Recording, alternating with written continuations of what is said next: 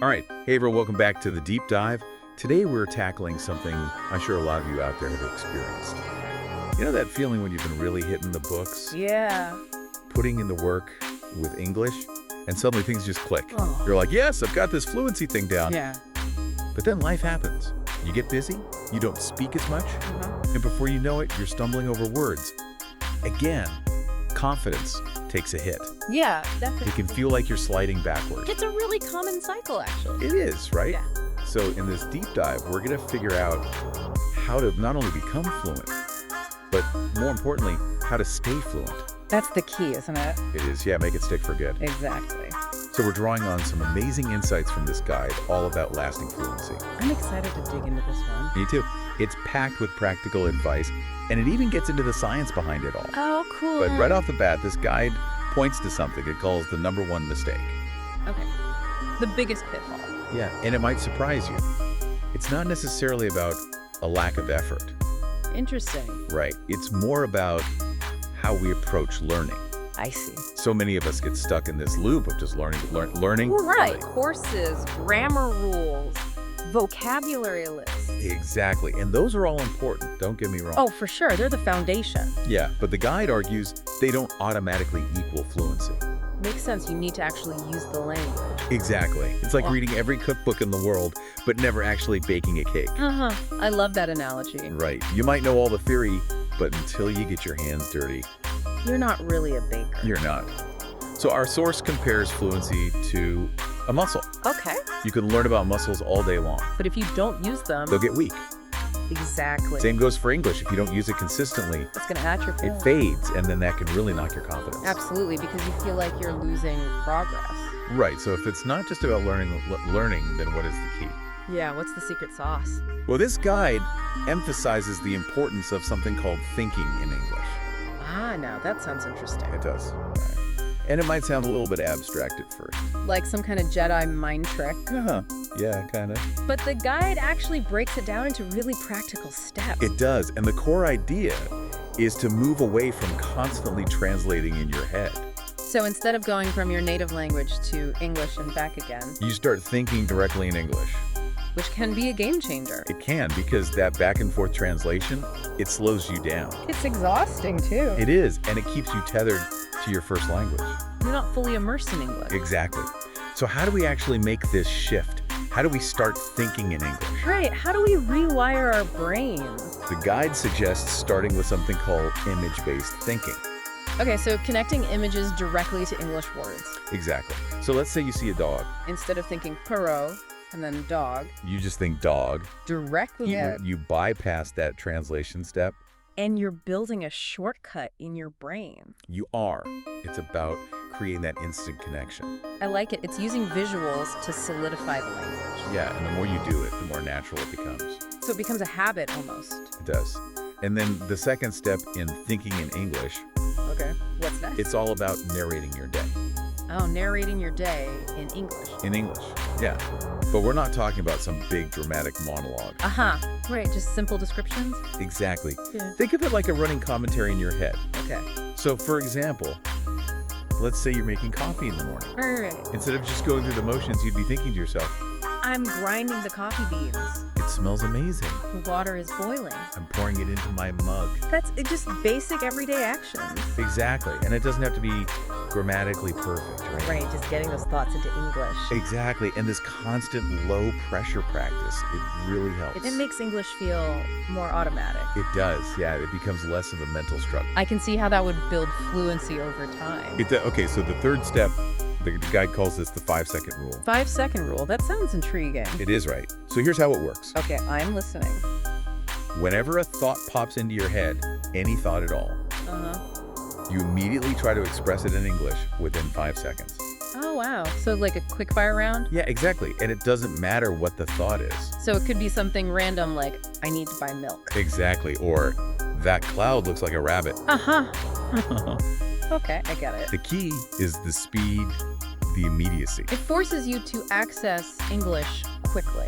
It does, and it helps you identify any gaps in your vocabulary. Or those moments where you still want to translate. Right, and that little bit of pressure. It pushes you to just go for it. It does, yeah, to not overthink it. I like that it encourages spontaneity. It does. Okay, so beyond thinking in English, So beyond the mental shift. yeah, the guide stresses the importance of building daily habits. Okay, routines to keep the fluency strong.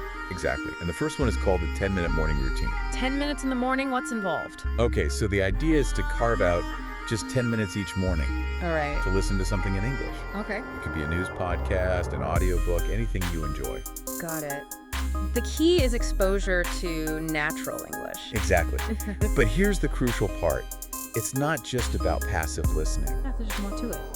The guide recommends taking a few minutes afterwards. After you've listened. Yeah, to summarize what you heard out loud in English. Oh, that's a great idea.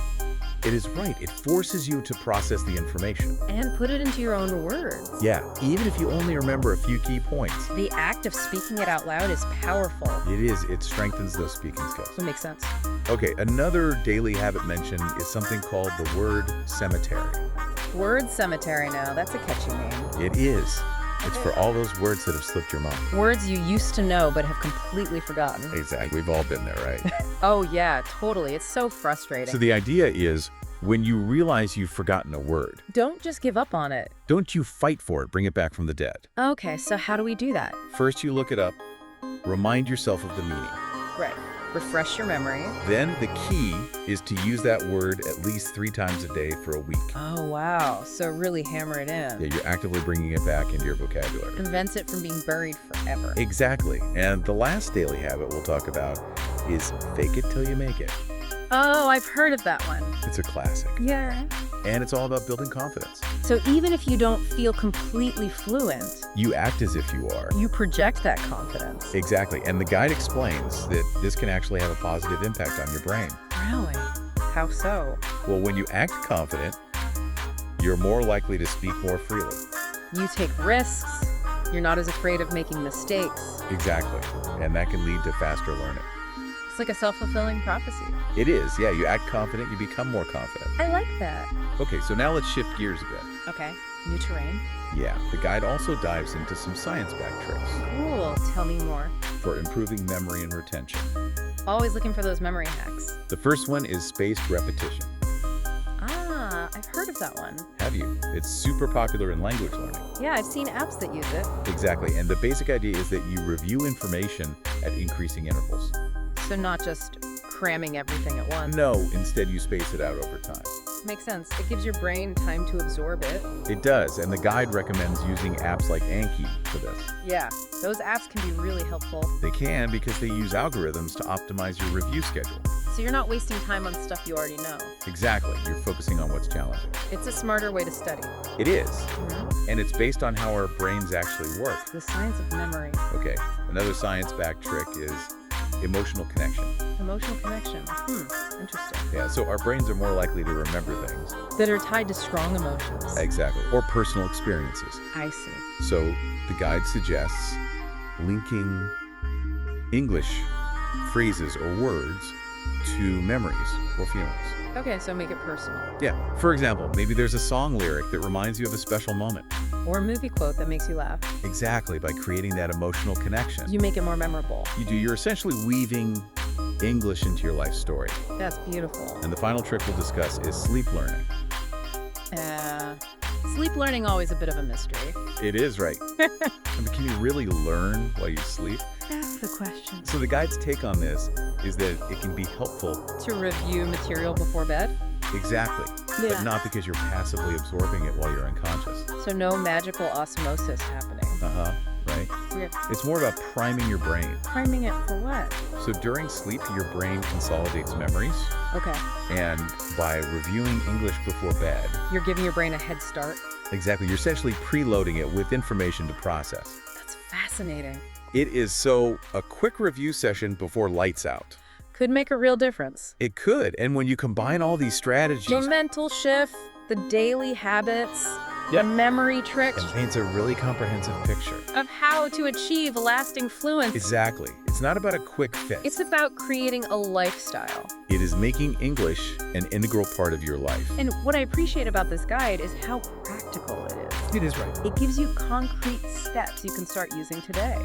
So as you've been listening, Think about which of these techniques resonates with you. which one could you see yourself actually doing? Maybe it's the 5-second rule or the 10-minute morning routine. Pick one and commit to it for, say, the next 30 days. Experiment, see what happens. Exactly. You might be surprised by the results. It could transform your relationship with English. It could. And that's a pretty exciting thought. It is. It's about making fluency a permanent state. Exactly. Not just a fleeting moment. Thank you for this deep dive. My pleasure. Thanks for joining me. And all of you listening out there, keep diving, keep learning, and keep that fluency flowing. We'll see you next time.